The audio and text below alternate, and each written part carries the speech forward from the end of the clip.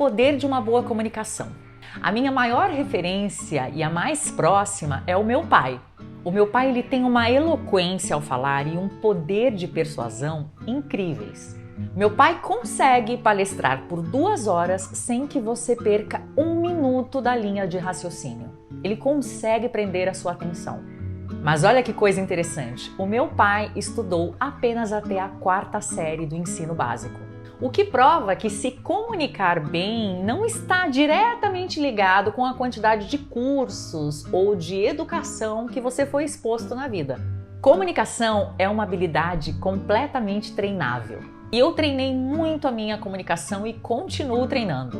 Tudo começou aos 7 anos de idade, quando eu fui diagnosticada com epilepsia. E isso desencadeou uma série de problemas na minha fala e também na minha forma de me expressar, que talvez elas nem fossem tão perceptíveis para as pessoas ao meu redor, mas eram muito desconfortáveis e notórias para mim.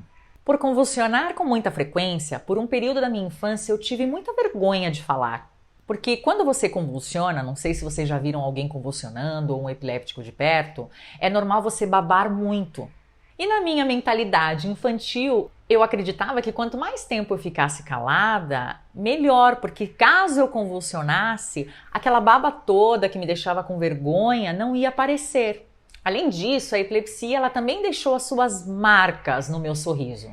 Eu perdi alguns dentes pelo impacto das crises. Tive diastema, aquela separação entre os dentes, gengivite e outros problemas que prejudicaram muito a minha saúde bucal. Inclusive, é normal que os epiléticos tenham problemas no desenvolvimento bucal como um todo, até por conta dos remédios que a gente tem que usar e que de alguma forma geram consequências nessa parte do corpo. Para vocês terem uma ideia, eu comecei a usar aparelho ortodôntico aos 12 anos e só agora, aos 40 anos, é que o tratamento está sendo finalizado.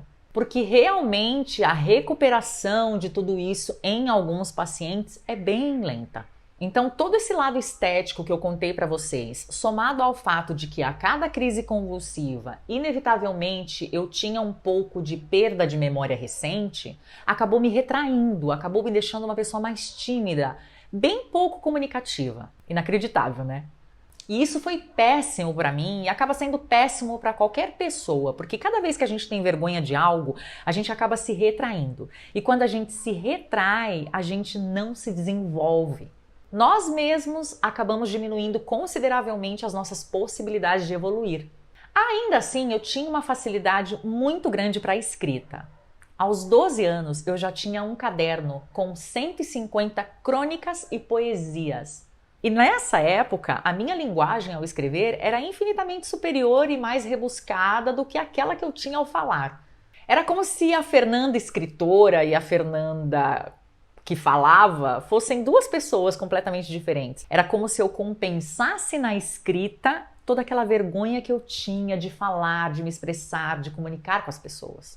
E olha que interessante, talvez alguns se identifiquem. Naquela época, por não me comunicar com certa frequência, eu tinha dificuldade de organizar os meus pensamentos, de me defender em situações importantes. Eu demorei muito por conta disso a saber falar não, a impor os meus limites. E adquiri o péssimo hábito de interpretar o que as pessoas me diziam. Ao invés de encontrar uma maneira de forçar essa pessoa a ser clara no que ela queria me dizer. Porque quando você desenvolve o hábito de não se comunicar bem, você também desenvolve a habilidade de dar e aceitar indiretas ou até mesmo aceitar o deboche como forma de comunicação. E tudo que a indireta e o deboche faz é exatamente o oposto de comunicar. Eles deixam uma mensagem subentendida, que acaba gerando sobre você uma expectativa sobre o outro que em 90% das vezes não corresponde à realidade. Acho que já deu para perceber que não se comunicar bem tem efeitos catastróficos em muitas áreas da nossa vida, né? E aos meus 12 anos isso estava muito claro para mim. Mas vale lembrar que uma criança de 12 anos em 1994 não tinha internet, pegava emprestado enciclopédias Barça para estudar, porque eram caríssimas, não tinha um acesso massivo a psicólogos ou fonoaudiólogos, sabe? Isso é uma coisa que são especialidades médicas que começaram a ser difundidas, principalmente depois das redes sociais. Antes era uma coisa assim muito específica, para pouquíssimas pessoas mesmo. Mas mesmo com o pouco acesso à informação que eu tinha naquela época, eu decidi que eu precisava desenvolver essa habilidade. E começou com a música. Eu lembro que aos 4 anos de idade eu comecei a cantar na minha igreja. E dos 7 aos 14 anos de idade, eu fiz aulas de canto. A música foi a grande responsável por me ajudar a articular melhor as palavras, por organizar os meus pensamentos, por desenvolver a minha sensibilidade e, portanto, esperar um pouco mais antes de falar para entender o que o outro está querendo transmitir.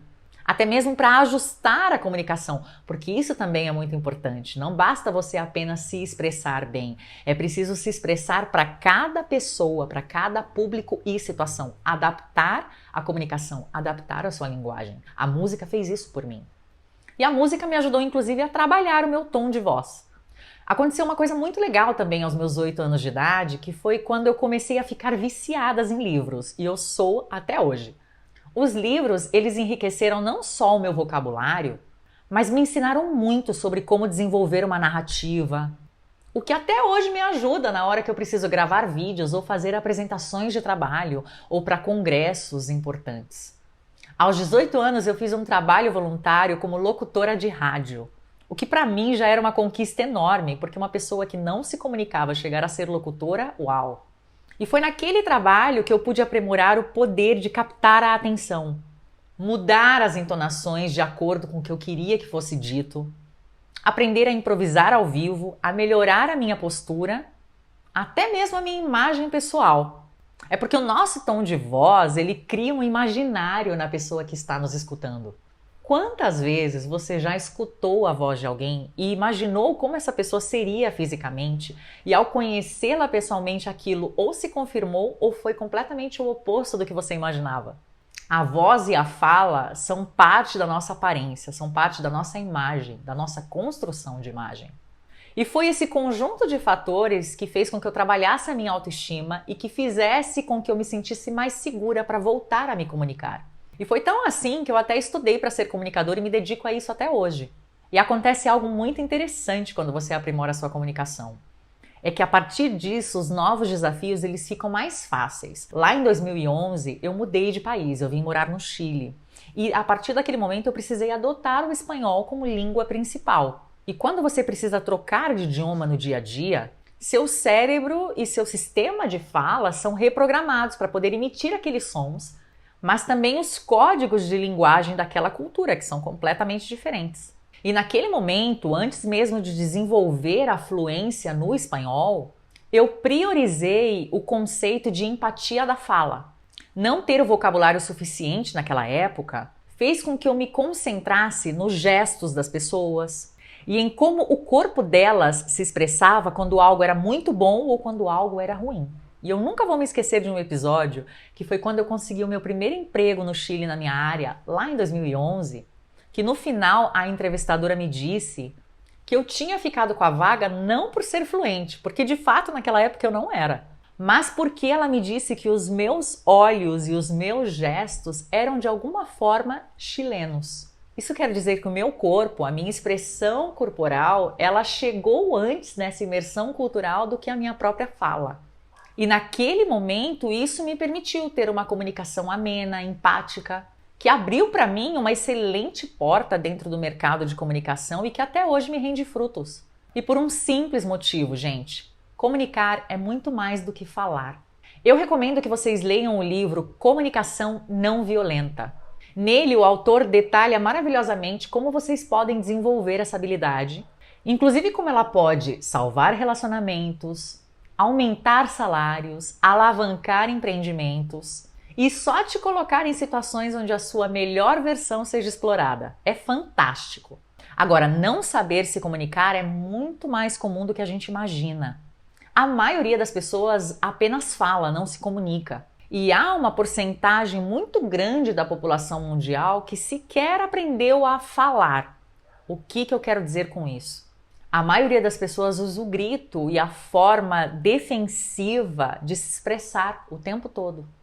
Não desenvolver habilidades de comunicação é o que faz com que a maioria das pessoas desenvolvam também uma certa covardia e, como consequência, elas se tornam péssimas em expressar seus sentimentos. A dificuldade de verbalizar as emoções, os sentimentos, vai muito além para elas do que falar, do que externalizar. É a dificuldade da demonstração, inclusive. A nossa comunicação é muito mais que verbal, é gestual também. E muitas pessoas, por não aprenderem habilidades de comunicação, nunca externalizam o que sentem, seja verbalmente ou corporalmente. Isso é gravíssimo. Pessoas que não desenvolvem habilidades de comunicação, elas acabam ferindo outras pessoas, porque elas negligenciam conversas importantes. Elas calam o que precisam ser falado. E quando elas falam, é de uma forma que o estrago já foi feito. A sua comunicação é a sua carta de apresentação. É um certificado autêntico e disponível 24 horas sobre o que você pensa, sobre o que você faz, sobre como reage, sobre como você envolve ou exclui o outro do que está dizendo e fazendo, sobre o que sente, sobre aquilo que nutre a sua alma. A comunicação ela é tão poderosa que até quando você não diz nada, você está emitindo uma mensagem. Entenda que muito do que você colhe na vida ou está deixando de colher é justamente o resultado daquilo que você vem comunicando. Comunicação, então, é claramente um sinal do seu desenvolvimento pessoal. Agora eu te pergunto, que tão desenvolvido você quer chegar a ser?